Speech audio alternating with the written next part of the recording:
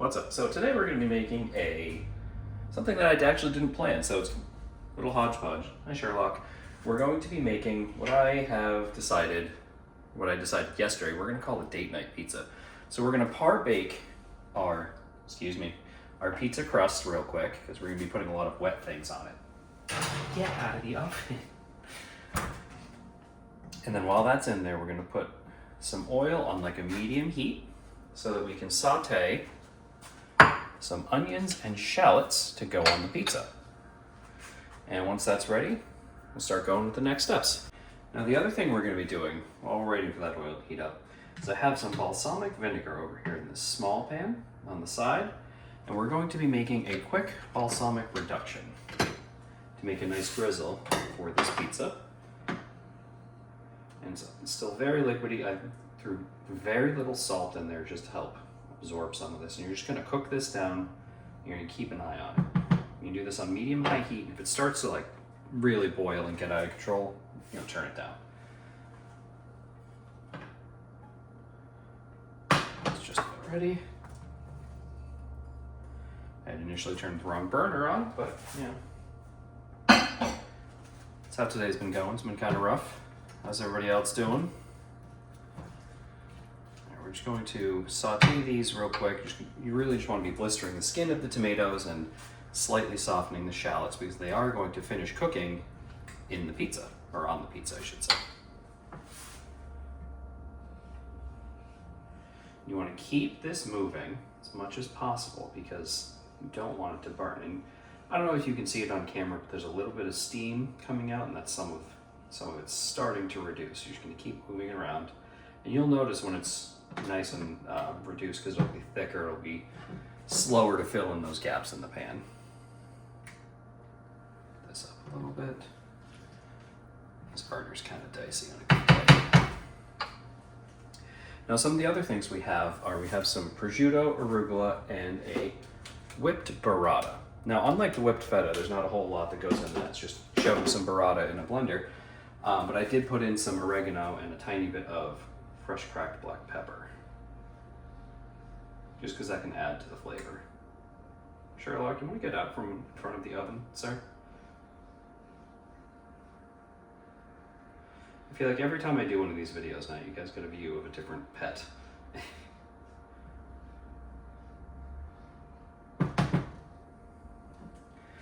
Excuse me.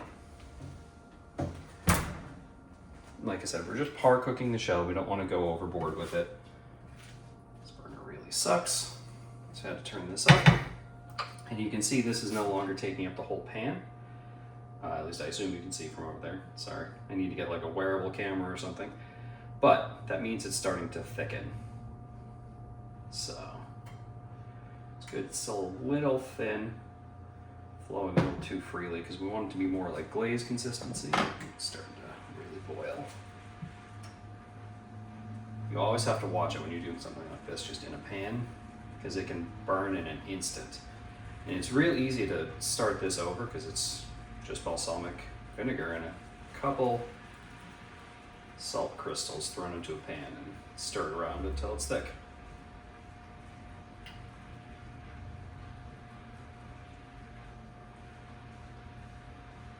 You can also go to the store and buy balsamic glaze, which is a thicker, sweeter version. I am obviously not doing that.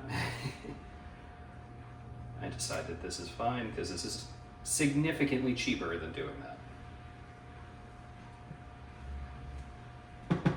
Please ignore the dirty breakfast sandwich maker next to me. It's starting to go a little bit. Go. This is one of those things that has a lot of moving parts, but when you get down to it, it's fairly simple. That's why don't get sugar on your burner.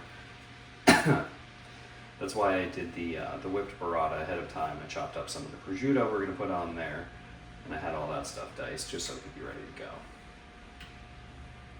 Yeah, if you ever get something like pure sugar or vinegar on your burner, it's going to be an absolute horrific smell, and that's what I just experienced. There we go, nice and thick. So we're going to take that off in front. It's not super thick, but it's gonna finish in that hot pan. And now you can really see it's not even taking up the full space at the bottom of the pan anymore. We're gonna put that to the side to rest and finish up. Turn this up again. Actually, maybe transfer it to the other burner since it's better.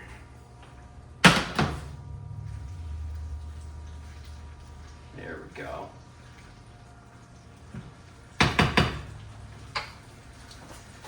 Now, since we were just par baking this, we're going to take it out in a bit. Just check it real quick. Let me take it out now, actually.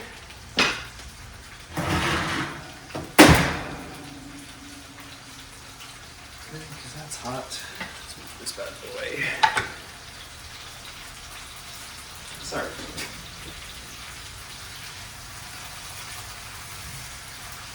I'm just going to get this going. Like I said, we don't want to fully cook the tomatoes or anything, but we want to make sure that we're not eating raw shallots, because that's unpleasant. And get the tomatoes, the skin nice and blistered. Saute them real quick in some olive oil, and then we'll start assembling our pizza. Alright, so now that we've sauteed our peppers and shallots, we're going to kind of use those as our sauce. Put those down. Spread them out. This isn't going to be a full 100% coverage, which is totally fine, because there's a lot that goes on this pizza. And I did end up putting the balsamic glaze back on just because it didn't really thicken enough as it started to cool down.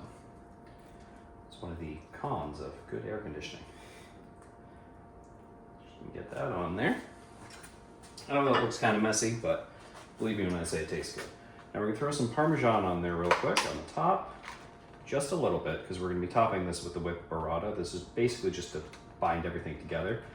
We're gonna cook this again for a few minutes.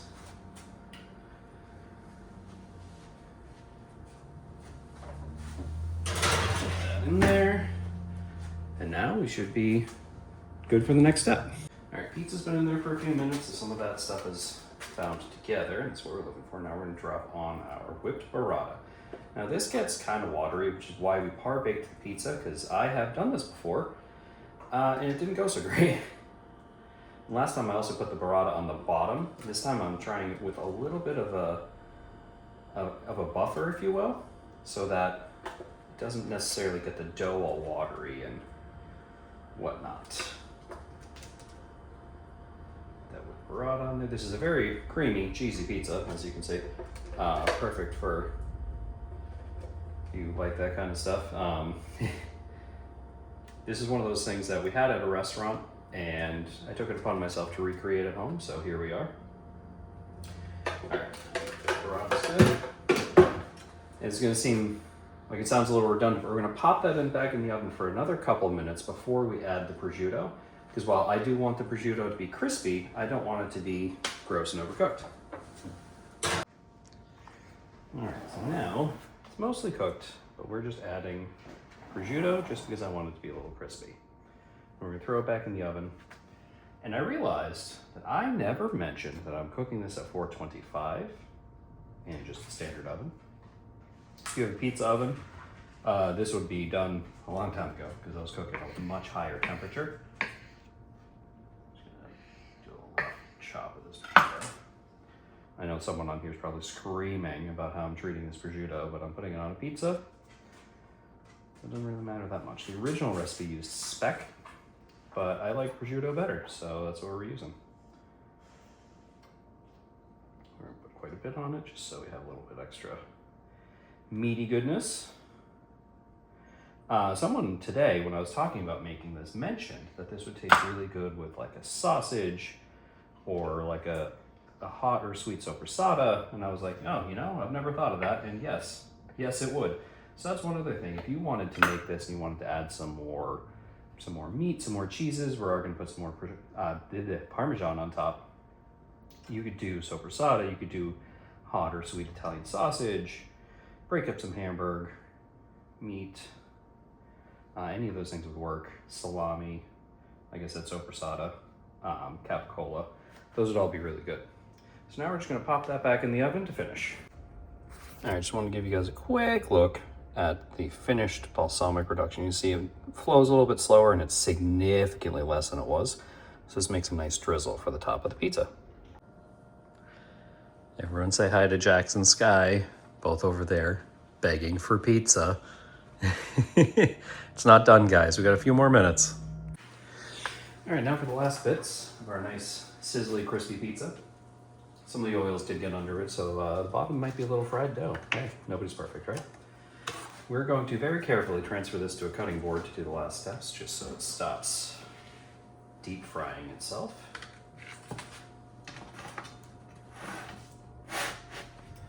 I have to say, the last time I made this, looks like came out a little bit better, but this is better than the first time I tried to make this. So, you know, it's a learning process. Dogs, can you move? Alright, we're gonna take some arugula, rip that up, put it on top. We're gonna drizzle some Calabrian chili over top. Really want the Calabrian chili oil more than the chilies themselves, but we work with what we've got. Spread that out a little bit, because that's a lot that's just landed right there. If you've never had Calabrian chilies, they're a little spicy, but they're not like violent spicy like some Mexican chilies. They're pretty sweet and fruity. That'll be good enough right now. If we want more, put it on individually, and then we're just gonna drizzle some of our balsamic reduction on there.